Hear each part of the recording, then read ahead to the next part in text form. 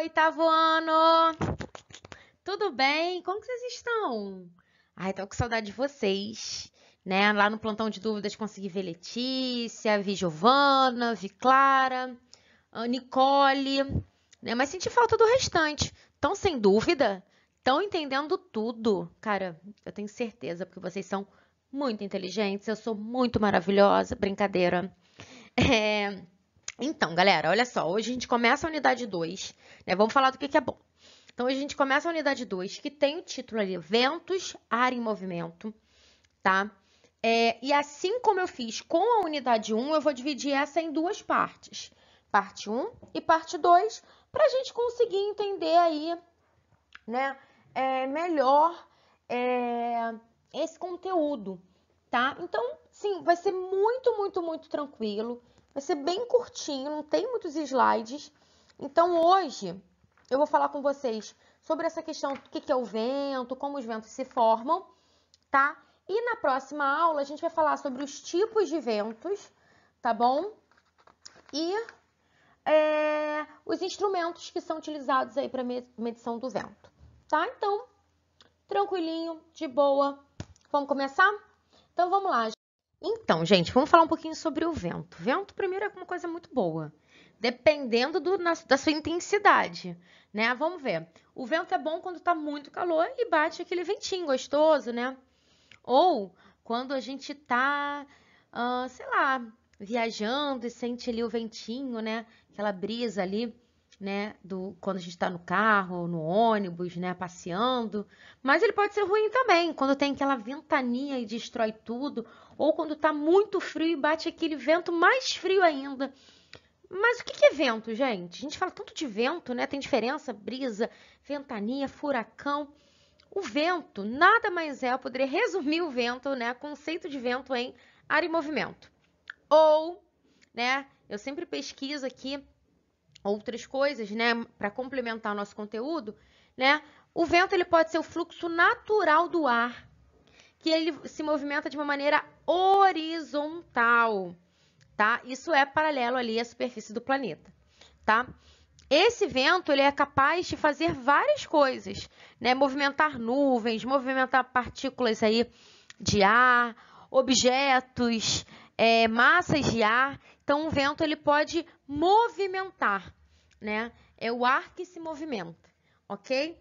E aí, de que forma ele vai se movimentar, né? Então, eu peguei ali a imagem do livro de vocês que está na página 308 e coloquei aqui para vocês, para a gente perceber essa movimentação do ar. Primeira coisa que eu preciso explicar para vocês é que o ar quente e o ar frio, eles têm densidades diferentes, tá? Essa densidade, ela favorece esse movimento do ar, esse fluxo do ar. Então, esse experimento é o seguinte, a gente pegou uma caixa, acendeu uma vela, e a gente sabe que a vela está gerando calor, então ele está aquecendo o ar. E quando esse ar ele é aquecido, esse ar quente ele tem a tendência a subir, né? E sair pelo aquele primeiro caninho ali, tá? Então, gente, esse ar quente ele vai saindo ali, né? Pela aquela primeira chaminézinha. O ar frio ele vai entrando, né? Por que isso acontece? Porque há esse movimento, gente. Porque quando o ar ele começa a ser aquecido, ele se torna mais denso. Desculpa. Ele começa a ficar menos denso, né? Com menor densidade. E ele sai, né? Ele sobe e sai por aquele tubinho de ar. No caso do ar frio, que é mais denso, ele acaba entrando pelo segundo tubinho de ar e ocupando aquele outro espaço.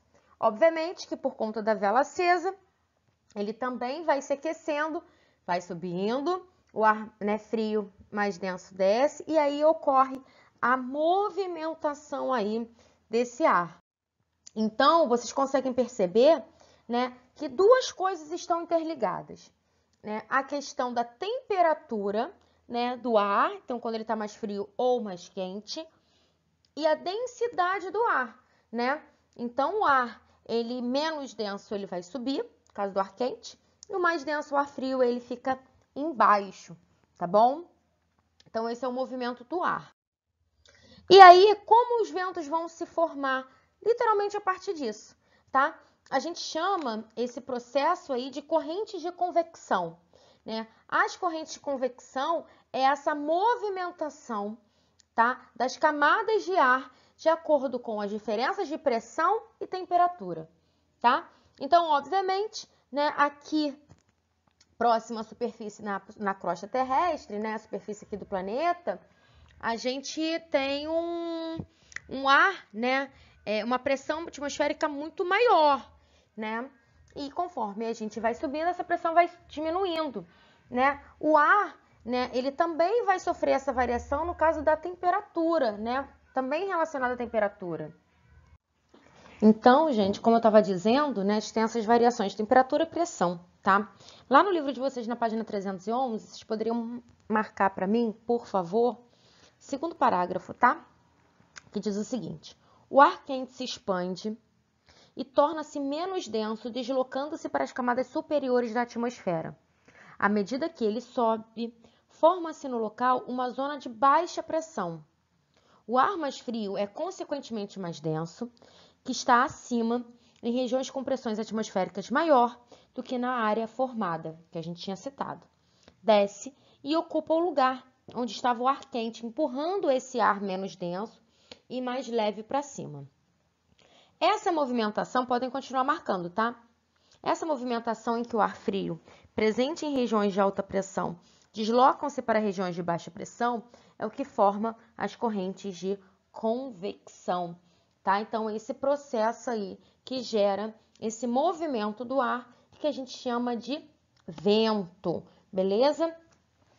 Esse processo de convecção a gente utiliza na nossa casa, sem a gente ao menos ter essa noção. Por exemplo, todo o ar-condicionado ele precisa ser colocado em cima, na posição de cima. Por quê, gente?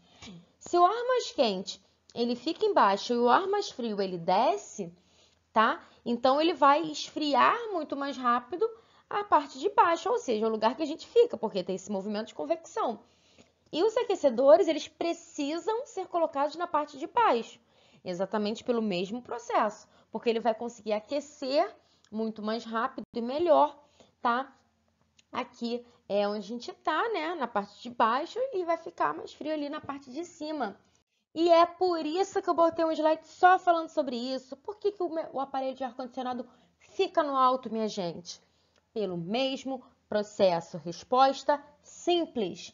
O ar-condicionado refrigera o ar através de correntes de convecção, tá? Então, quando o ar ele é ligado, tá? A gente tem literalmente essa diferença de densidade entre ar frio e ar quente.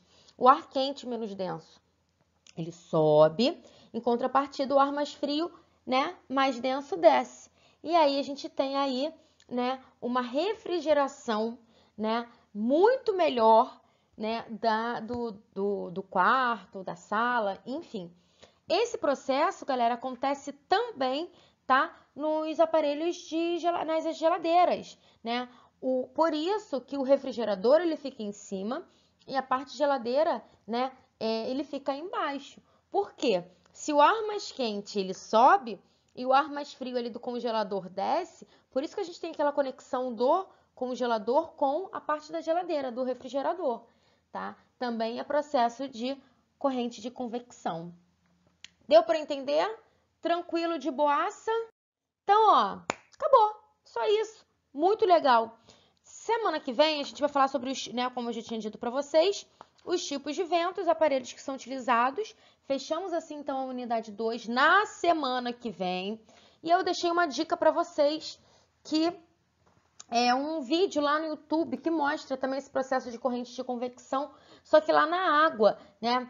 Quando a gente tá na água, por exemplo, que a gente sente aquelas correntes mais frias, enfim. Então, ele mostra um pouquinho sobre isso. É só você digitar aí, ó, corrente de convecção na água.